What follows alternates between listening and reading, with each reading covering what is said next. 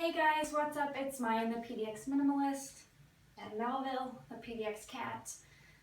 We're here to talk about step 3 of the KonMari process, which is paper. And I'm so excited because I definitely have some paper that we need to get through.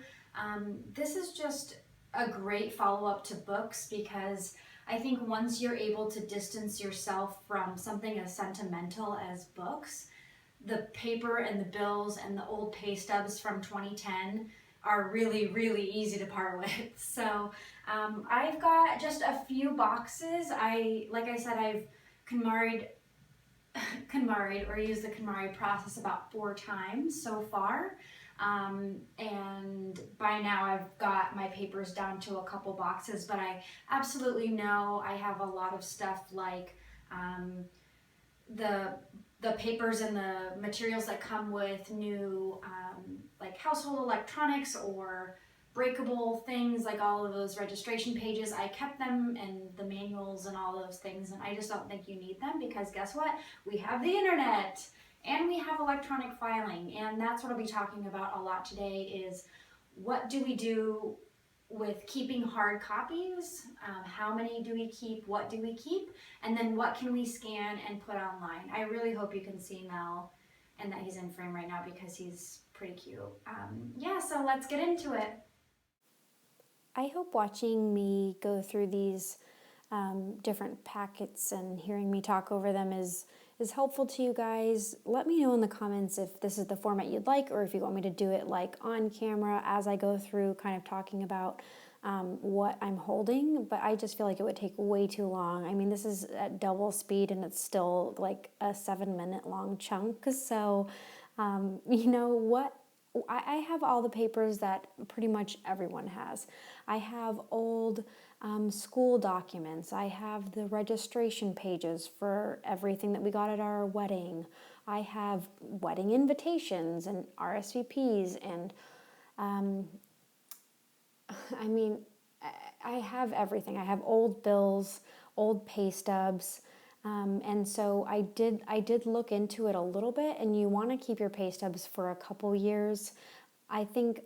I mean, I have access via my HR and our online program to my pay stubs, so I'm not as concerned about that. So I kind of just toss them because they're just taking up space, and I haven't ever needed them even more than a couple months back at any time. So I guess if you have tax issues, you might want to hold on to them a little bit longer, but really it's all about letting things go, understanding that you can get access to a scanner. Don't buy one. That's not what I'm saying. You can find them at libraries, at even some bookstores. You can have access. You can find access to one without purchasing one. Definitely not a proponent of buying things to help you reduce your things.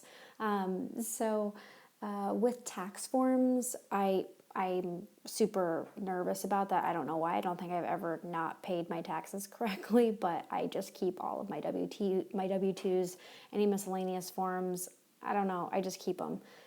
It's not that much space. It's like one hanging folder full of space, I guess.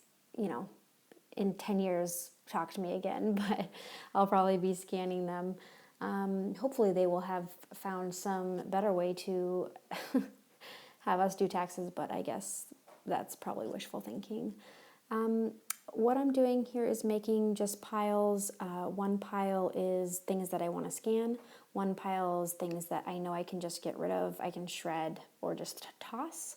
One is things that I think that I need to keep. And then I've set aside some kind of like more of the kimono or the sentimental items that I'm going to review later. But this process, it was pretty easy. Like I said, I've been through this, I've been using this method for a really long time. I don't hang on to a lot of papers. I hang on to sentimental things, but not really papers. I pay most of our bills electronically, which is also highly, highly recommend that if you do already pay your bills electronically. It's so, so easy. Most credit cards and electric companies or trash companies have options for paperless. I mean, it's so good for the environment, and it's so much more helpful that you just can easily reduce clutter coming into your house. I also just want to say something quickly about clutter coming in via mail, because that's a lot of paper when people go through this method. And specifically paper, they find that they're getting a lot of like credit card information sent to them, a lot of advertisements.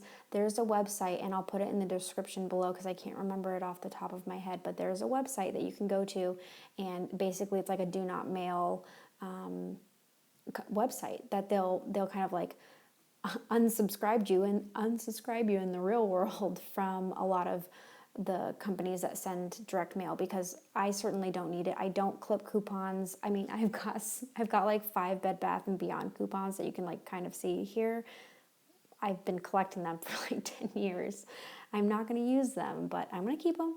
You know, I just bought a house. I don't know, maybe I need something at Bed Bath & Beyond. But, you know, outside of that, I don't need the things that are mailed to me. So I've seen a drastic reduction in the mail that I've been getting lately, just because we've moved, and I don't think the advertisers have found us yet. And it's so much nicer just not coming home to like a thick stack of random mail. And I'm hoping that this website that I used also helped a lot. So hopefully that was a helpful tip for you guys.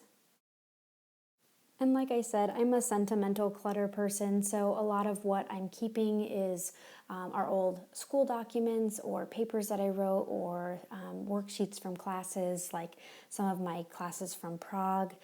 That's our mortgage document, kind of important. So I don't mind having a home filled with things that I love. My intensive check worksheets remind me and kind of transport me back to this amazing time in my life. I want those things in my house. I think,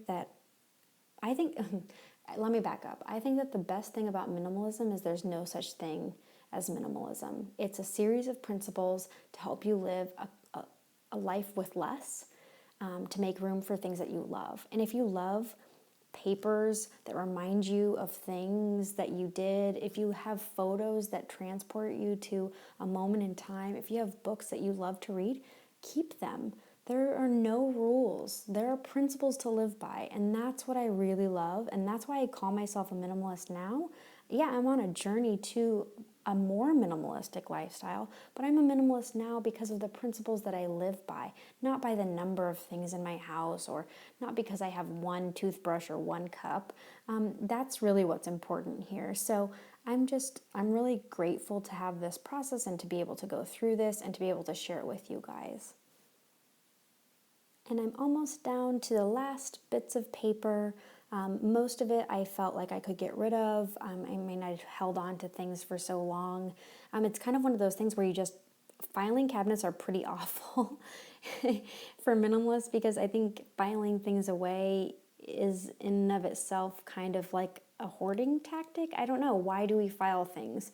We might really need them, but it might just also be an easy way to get things out of our sight. So going through your file cabinets, your file folders, anything that kind of contains paper, or any place that you've stuffed paper away, during a hard week, I think is a great place to start, and just pull it out. Take a look at it, maybe have a good laugh, but I think it's really possible for you guys. Look at my cat. Look at my cat. He's so cute. Oh my gosh. And if you can believe, all of those stacks of paper fit in this one little box. So this is our entire life. It's got our marriage certificates, our passports, all of the other things that you can probably steal our identity with if you were to happen upon this in our house. But yeah, I can't believe that all of that paper, I'll just show you. Oh, I promise all of the paper is gone. So yeah, I am just so excited.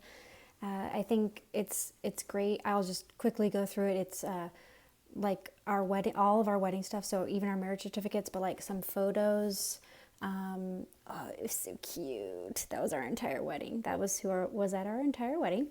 And so like the DVDs of our wedding and our engagement photos were also super cute. Like, oh my God, that's so cute. Okay. Ryan's various documents that he needs, my various documents that I need.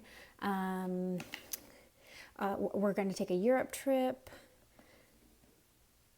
My school work that I don't have scanned yet but need to hold on to it, our house documents like our title and our homeownership stuff, taxes, and then the like Dyson, that kind of stuff where I couldn't really scan all of this, but I didn't have time to stack it yet. But actually I was really surprised, and then our car stuff. I was really surprised that it would all fit in one little cabinet. So yeah, I'm just super, super excited about that. Thanks for watching, guys. I'm so excited to show you a house tour on our next video, so subscribe so you don't miss that. And thanks again for watching. Have an awesome day. Bye.